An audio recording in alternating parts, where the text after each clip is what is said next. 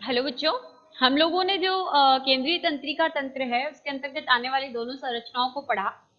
पहली संरचना थी मस्तिष्क और दूसरी थी हमारी मेरुरज्जु। अभी हम लोग जो बात करने वाले हैं वो दूसरे तंत्रिका तंत्र की करने वाले हैं, जो कि हमारा कहलाता है परिधीय तंत्रिका तंत्र। केंद्र का मतलब होता है बीचों बीच, ऐसा तंत्र है जो हमारे शरीर के बीचों बीच मिलता है।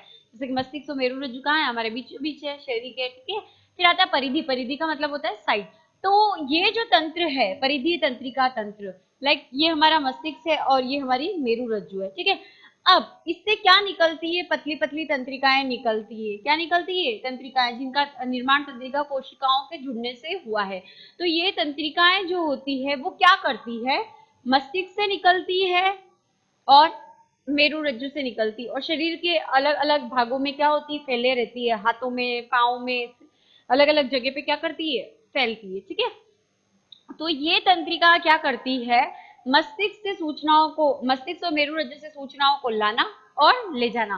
अंगों से क्या करती है, जैसे कि दो प्रकार हम लोग ने देखे थे अभी पहले लास्ट वीडियो में, मैंने बताया था कि एक तो होते हैं संवेदी और दूसरी तंत्रिका होती है कौन सी, चालक, है ना। तो संवेदी क्या करती है, सूचना को अंग से कहाँ लाती है, मस्तिष्क या मेरुरज्जु से, ठीक है।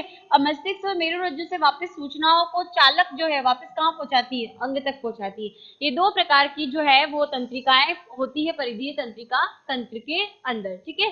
अब मस्तिष्क से निकलने वाली जो तंत्रिकाएं होती है वो कपाली कहलाती है और 12 जोड़ी मतलब होती है, मतलब टोटल 24 होती है।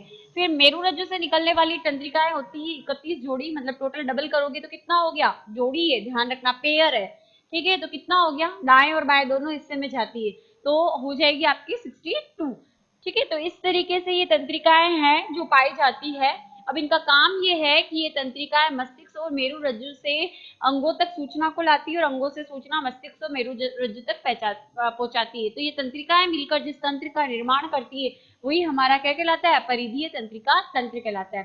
परिधीय तंत्रिका तंत्र के दो भाग होते हैं, मतलब दो हिस्सों में इसको डिवाइड करते हैं। पहला होता है कायिक तंत्रिका तंत्र और दूसरा होता है स्वायत्त तंत्रिका तंत्र।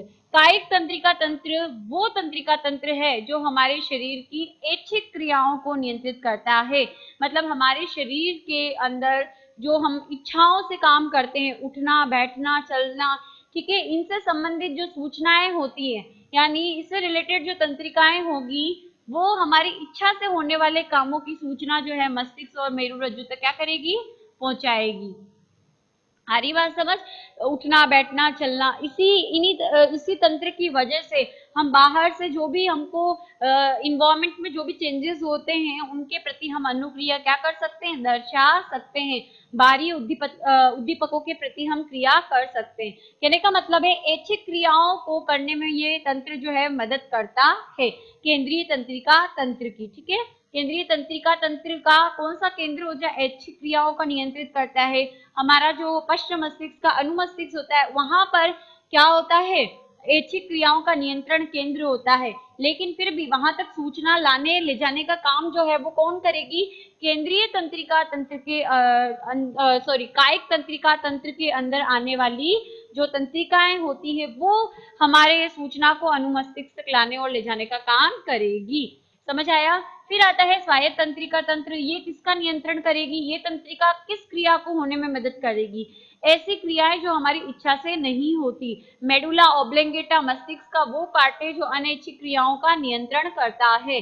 तो वहां पर जैसे कोई भी अनैच्छिक क्रिया हो रही है उसका नियंत्रण मेडुला ऑब्लेंगेटा में है, लेकिन वहां से सूचना को लाना और ले जाने का काम कौन करेगी, परिधीय तंत्रिका तंत्र की तंत्रिकाएं तो करेगी, लेकिन वो तंत्रिकाएं किसके अंतर्गत आएगी, स्वायत्त तंत्रिका तंत्र के अंतर्गत आएगी। तो स्वायत्त तंत्रिका तंत्र अनैच्छिक क्रियाओं का नियमन करता है।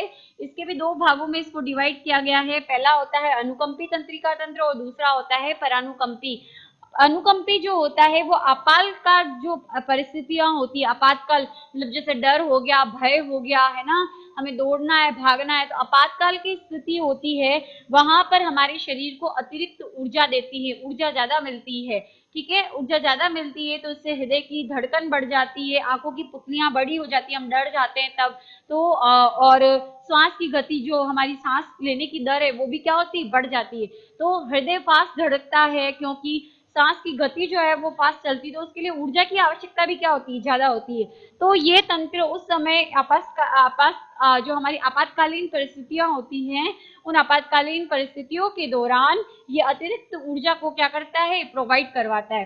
फिर परानुकंपी तंत्रिका तंत्र, जब हम विश्राम अवस्था में होते हैं, रिलैक्स्ड होते हैं, है ना, तो उस समय ऊर्जा को संग्रहित करने का काम कौन करता है, परानुकंपी तंत्रिका तंत्र। इसके जस्ट अपोजिट काम कर रहा है। ये तो एक्स्ट्रा ऊर्जा दे रहा है और ये क्या कर रहा है, उस ऊर्जा को सेव कर रहा है, संचय कर रहा है। ठीक है, विश्राम अवस्था के दौरान, हम जब रेस्टिंग पीरियड के अंदर होते हैं, नॉर्मल अवस्था में होते हैं, आंखों की पुतलियां इसमें क्या हुई थी, बड़ी हुई थी, लेकिन यहाँ पे क्या हो जाएगी, छोटी हो जाएगी। यहाँ हृदय की गति बढ़ रही थी, लेकिन यहाँ पे हृदय की गति क्या हो जाएगी, नॉर्मल हो जाएगी। तो इस तरीके की क्रिया जो है परानुकंपी तंत्रिका तंत्र के द्वारा की जाती है। तो इस तरीके से हमारा जो तंत्रिका तंत्र है उसके दोनों ही पार्ट कंप्लीट होते हैं। पहले हम लोगों ने पढ़ा केंद्रीय तंत्रिका तंत्र, अभी हम लोगों ने पढ़ा है परिधीय तंत्रिका तंत्र। अब हम लोगों को जो नेक्स्ट पढ़नी है वो हमारी तंत्रिका कोशिका की संरचना पढ़नी है।